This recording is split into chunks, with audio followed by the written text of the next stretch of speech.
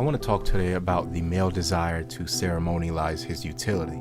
I believe that the male has some kind of latent desire to justify his own extortion. And this can be seen every time a man, when asked to do something by a friend he might enjoy, responding proudly that he has to check first with his wife. And they'll say this in this bragging fashion, almost as if to boast about the fact that the price of marriage was his ability to have fun doing things he might enjoy. In his natural state, the male wants freedom above all other things, and the only thing powerful enough to even begin to compete with this drive is his drive to reproduce. In fact, I believe that man is in and always has been hindered between an inner conflict between his freedom and his desire for reproduction, the creative spirit versus the animal bull in rut, obsessed with nothing but sex and more sex. It is in the latter where the male mother need rests, and in the former where all manner of male adventure and discovery resides. The weekend with the guys, the muscle car restoration in progress, the man cave, the tools in a man's garage, the hunting trip. I mean, we can even ask ourselves, why do human men continue to hunt in modern society? A quick trip to any grocery store will give him poultry and fish and beef and pork. It is in fact more expensive to buy a hunting rifle and deer scent and camouflage and tree stands. Why does he continue to hunt? He hunts to simulate his freedom. He goes there for the quiet of nature, the quiet he will never get at home with his wife, or at work where he spends his time earning continued access to his wife. It symbolizes to the married male what could have been, what he gave up for the chance to reproduce, which invariably and especially in the patriarchal family unit requires the subsidy and maintenance of a female, and an infantilized female at that, which is no more developed than the children he garnered from her. It can be summed up in the following statement. You can start a family, you can find a wife, you can have some kids. It might fill you with some sense of accomplishment. It might even make you happy more often than not. But there will always be an unshakable feeling that you gave something up. Thus, the thinking man, the man going his own way, must ask himself what he really wants. He must make the choice, and in doing so, he must understand the great lengths to which society will go to tell him it is his mission in life to sacrifice for queen, for country, for family, forever, while admitting that society will not, in any capacity, sacrifice for him. And so the ceremony begins, and we will now address the romanticization of marriage, the pretend worship from society of the good family man, the mischaracterization and worship of the bond between men and women, etc. Understand that in the family unit, all things are made possible by virtue of the male husband and father. As I've said previously, any patriarchal family unit due to hypergamy reassertion will result in female sacrifice to society at large, other than reproduction eventually converging to zero. The family unit, being the standard unit of civilization, is no different. The female has traded her sex and reproductive ability.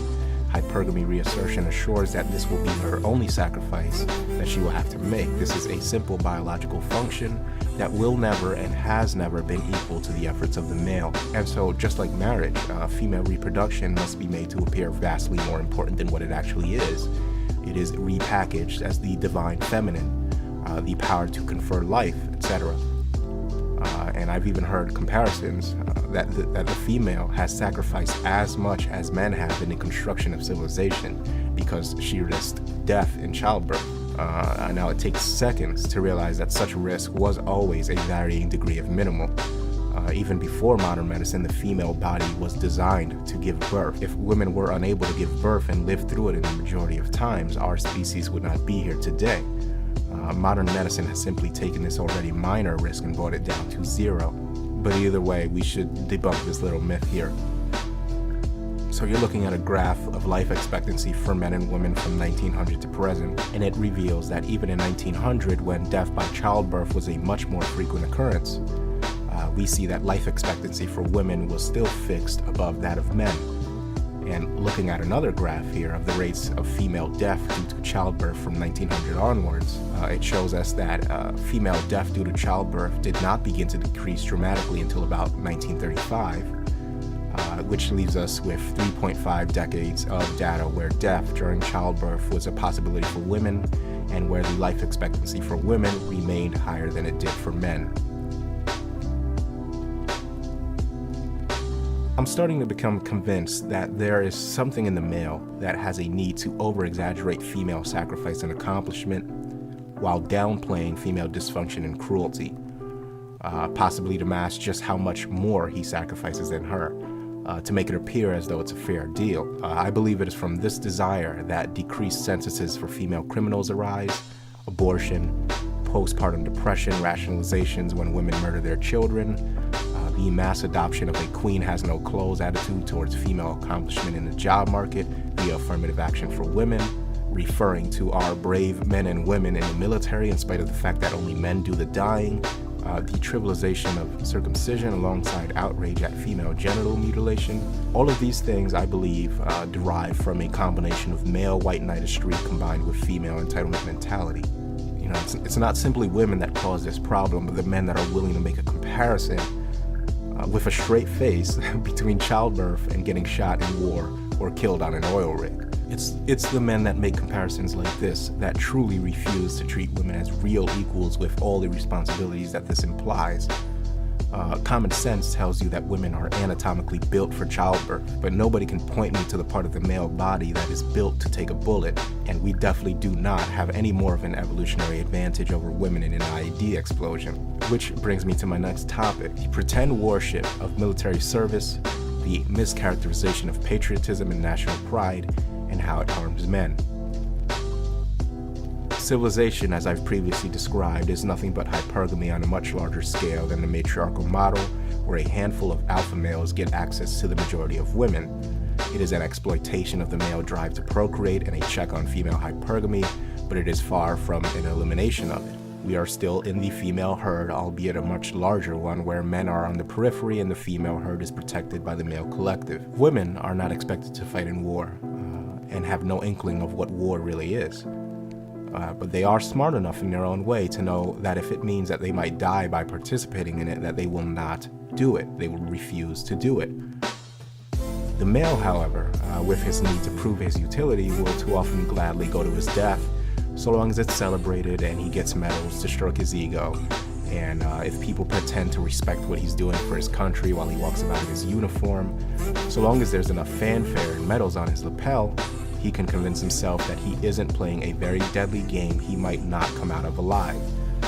If he ever knew that society not only does not care about the possibility of his death on the battlefield, but feels entitled to it, he would never sign up for such a thing. If he ever knew that his country secretly thinks him a fool for being stupid enough to buy into the hoorahs and the patriotic fervor, he would never sign up for such a thing. He is an expendable resource, and this certainly benefits the whole of society.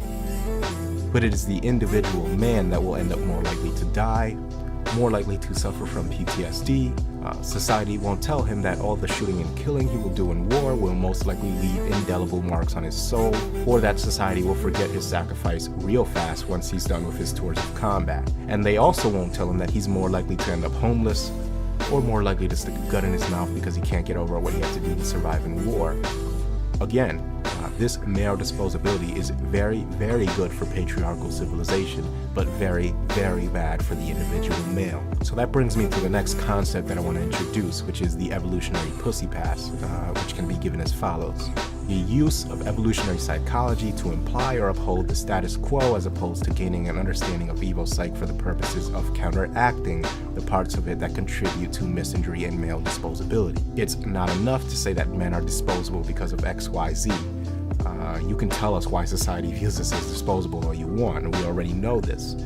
What I'm doing here is telling men to reject it and starve the system completely, meaning that it is perfectly normal to speculate as to why unisex combat units would be disastrous based on the evolutionary protector instinct of the male for the female.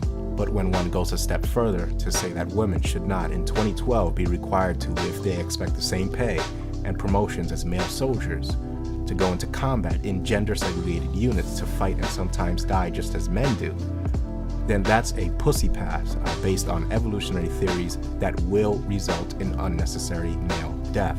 No amount of evolutionary drive is going to surpass an enemy soldier's prime biological directive to kill or be killed. The only instinct that reigns supreme on a life or death battlefield is the one to live, and enemy soldiers will put aside any reservations to shoot and kill a female soldier when it means that not doing so might cost them their lives.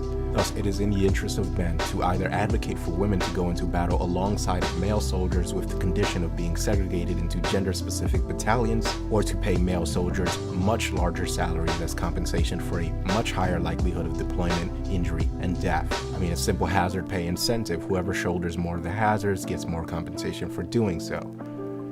What we do by paying female soldiers equal salaries when they are not required to endure combat is to spit on the incredible risk and danger that men endure in defense of their nations.